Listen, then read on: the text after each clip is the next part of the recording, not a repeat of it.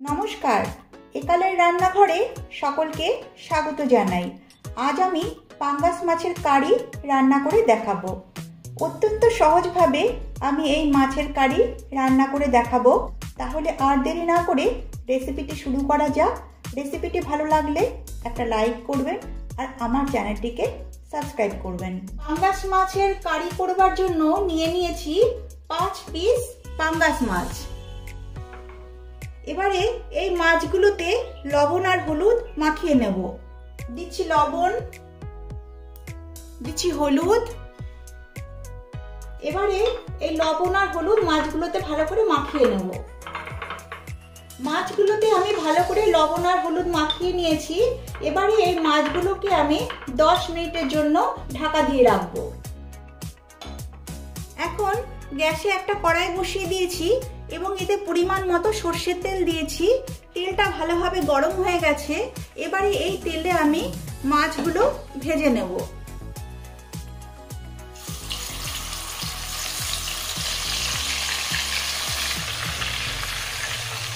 মাছগুলোকে এবারে উল্টে পাল্টে লাল লাল করে ভেজে নিতে হবে।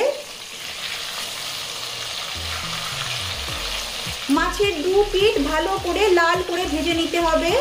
মাছগুলো যখন ভাজবেন তখন গ্যাসের ফ্লেম অবশ্যই মিডিয়াম টু হাই ফ্লেমে রাখবেন। লো ফ্লেমে মাছগুলো ভাজতে যাবেন না, তাহলে মাছগুলো ভেঙে যাবে। দেখুন মাছগুলো দু পিঠই লাল লাল করে ভেজে নিয়েছি।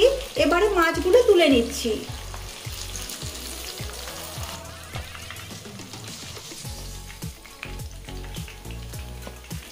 দেখুন মাছগুলো সব ভেজে নিয়েছি। এবারে ওই মাছ ভাজা তেলেই ফোড়ন দিচ্ছি 1/2 চামচের একটু কম কালো জিরে। এবারে ফোড়নটা একটু নেড়ে চেড়ে নেব। ফোড়নটা একটু ভেজে নিয়েছি। এবারে দিয়ে দিচ্ছি 1 চামচ পেঁয়াজ বাটা, দিচ্ছি 1/2 চামচ রসুন বাটা, দিচ্ছি 1/2 চামচ আদা বাটা।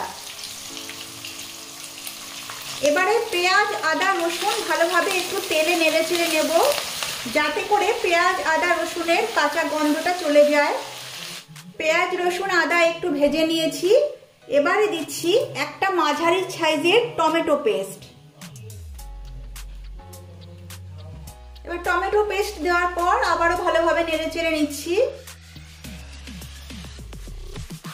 এবারে দিচ্ছি 1 চামচ জিরে গুঁড়ো, 1 চামচ ধনে গুঁড়ো, দিচ্ছি 1/2 চামচ লঙ্কা গুঁড়ো। ঝালটা অবশ্যই আপনারা আপনাদের পছন্দ মতো দেবেন।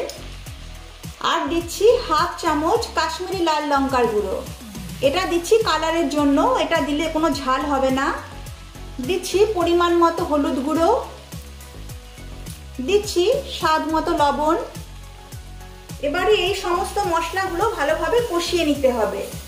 দেখুন মশলাগুলো 3-4 মিনিট ভালোভাবে কষিয়ে নিয়েছি। মশলাগুলো থেকে তেল রিলিজ করে গেছে। এবারে এতে দিয়ে দিচ্ছি 1.5 কাপ জল।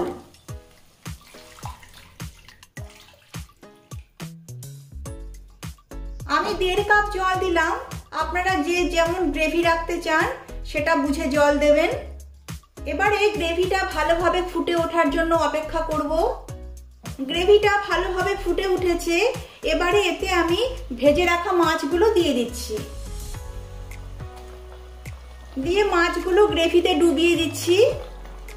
এবারে গ্যাসের ফ্লেমটা লো টু মিডিয়াম করে 3-4 মিনিটের জন্য আমি এই মাছগুলোকে রান্না করে নেব।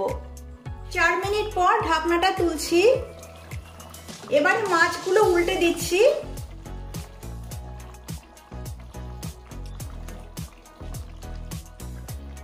মাছগুলো উল্টে দেওয়ার পর আবারও ঢাকা দিয়ে রান্না করে নেব 3-4 মিনিট। আবারও 4 মিনিট হয়ে গেছে, ঢাকনাটা তুলে নিচ্ছি।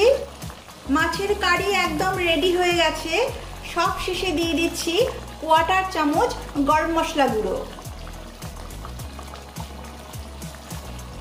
গরম মশলা গুঁড়োটা দেওয়ার পর একটু ভালোভাবে নেড়ে চেড়ে মিশিয়ে দিতে হবে। পাঙ্গাস মাছের কারি একদম রেডি হয়ে গেছে। এবারে গ্যাসের ফ্লেমটা অফ করে দিচ্ছি। দিয়ে এবার ঢাকা দিয়ে 3-4 মিনিট স্ট্যান্ডিং টাইমে রেখে দিচ্ছি।